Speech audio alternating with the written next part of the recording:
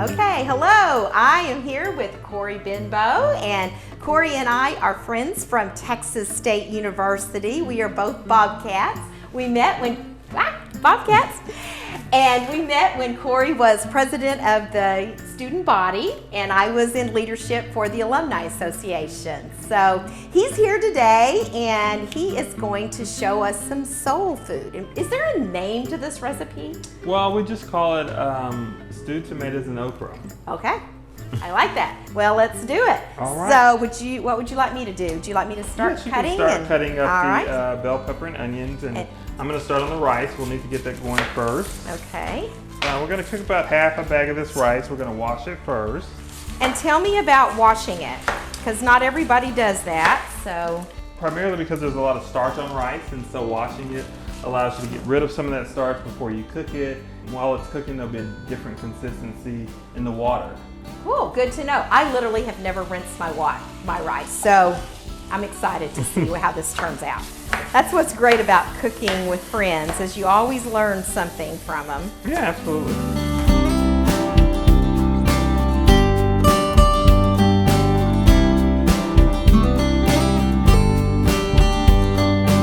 So Corey, tell me about this recipe. Who first told you about this recipe? Is this something you grew up eating? Is it something that, tell me about it. It's something I grew up eating, and so my aunt and my mother are, well, my whole family is avid cookers. And so this was something that, is, maybe 45 minutes it takes you to make. It's something quick, it's good, it's filling, and it's a good thing just to sit around with the family and have, that's hearty and good. Hearty and feeds the group. Yeah, absolutely. What would you have served with this? Would this been primarily it, or would you? Primarily it. Now we, sometimes you can make cornbread with it or something like that. But it also goes well as a pairing of, when you're making soul food in general, you may have a smothered chicken or something like that. And so this would always go good as a side dish as well. Oh, okay. So it could be a main or it could be a side dish. Have you always enjoyed cooking? I have. I tell everybody I started cooking at just 9. And so. You did start early. Yeah. So it's something I've always enjoyed doing. And I learned a lot. So you see me re-rinsing the rice, primarily because I ran the water and it looked like there was still too much starch on it. Oh, okay. And you could tell that by the color of the water. Oh. So generally you'd like to wash the rice or rinse it into the water. It's primarily clear. Okay. Which is a good indication that there is no starch left. that's left on it. That is really good to know. I can't believe I've made it this far in life. Did not know that. My mother did not teach me that. We're going to set that in. So, well, we're going to set it on high at first until it goes to like a boil, and then we're going to reduce the heat very low. Okay. And we'll put a stick of butter in it, and then we will reduce it to a low heat and cover it and let it cook. All right. That sounds good. And in the meantime, we have our chopped onion and pepper. Yes. And what else can I be doing to help you? Well, if you'd like to chop up the sausage, and I will be happy to do that. Do the shrimp. Okay.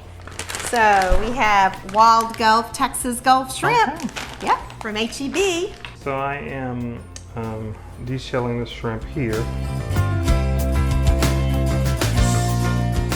And I'm just deveining the shrimp here. It's fun to get in the kitchen and cook together. Do you have memories of doing that with your family as well? We do, and coming from a family, we celebrate a lot, all holidays, and so around the holiday time was a good time to be in the kitchen, most certainly overnight cooking.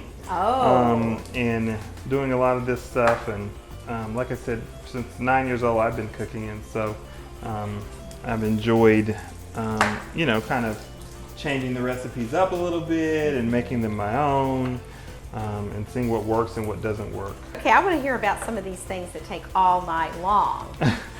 Well, what dish is that? they don't really take all night long, but You know, when you're cooking a lot of food for a, you know, a feast, Thanksgiving feast or Christmas feast or holiday, you know, it's good to prepare everything the night before and try to just warm it up the next day so that you're not laboring in the kitchen all day trying to cook the food. Before you have the setting, maybe at 1 o'clock or something, it would just take an enormous amount of time to get all that food together. So it's more about just having it prepared so that you can enjoy your company Absolutely. and enjoy your day. Mm-hmm. I'm a preparer too. I generally like to have everything prepared the day before that can be prepared the day before. Not everything lends itself to that, No. but many items do, and it's nice to have that behind you so you can actually enjoy your own party, Absolutely. your own gathering, and your own family.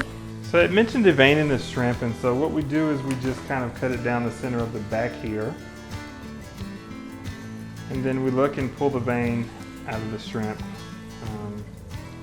Then you just rinse it. Okay. Are we ready for the stick of butter over there? We are. Okay. And then I'm going to put the lid on it. So we have Foul Furious butter from Foul Furious, Texas. I had to learn how to clean as I go. When I first started cooking, my kitchen was a giant mess of every pot in the kitchen out. So I've gotten a little better. Absolutely.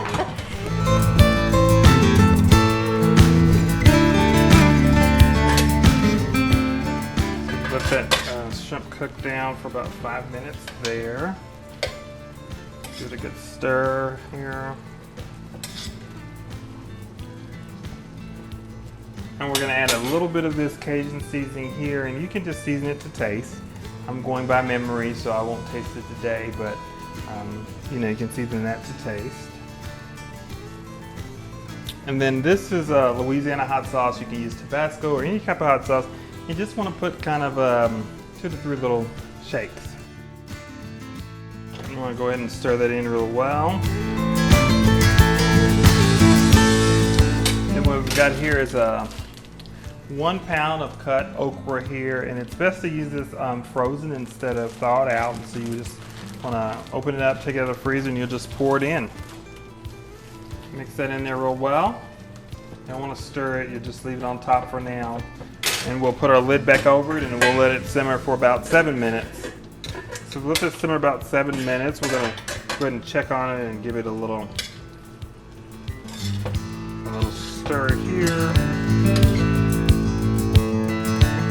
So we're going to let it, after we stir it, we're going to let it simmer about 7 more minutes. And so what I'm looking for here is the consistency of the okra. I want to make sure that it's no longer light green, that it's all changed to a darker green, and so that just kind of takes time. Put it back up in 7 more minutes. Let that go 7 minutes again. We're going to go ahead and check it and just stir it up. I think that's ready. Turn it off. Okay, are we ready to serve it up? Yeah, we can. All right. The smell is unbelievable. It is just so fabulous. It's almost like you're eating it. The smell is so good. The rice, nice and fluffy. We eat with our smell, we eat with our eyes, Yes. and then we eat with our taste. Well, there it is. Ah, beautiful.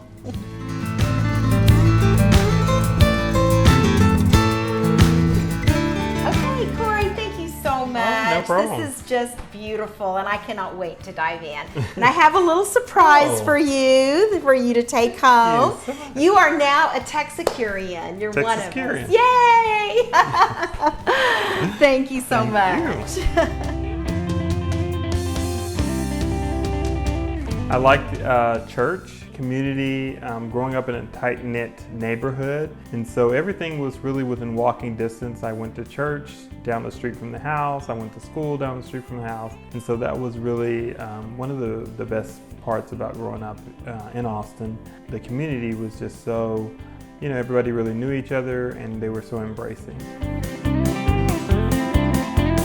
So my uncle came here for military service at Fort Hood. And my mother, his sister, followed thereafter, and so kind of that's how we ended up in Texas.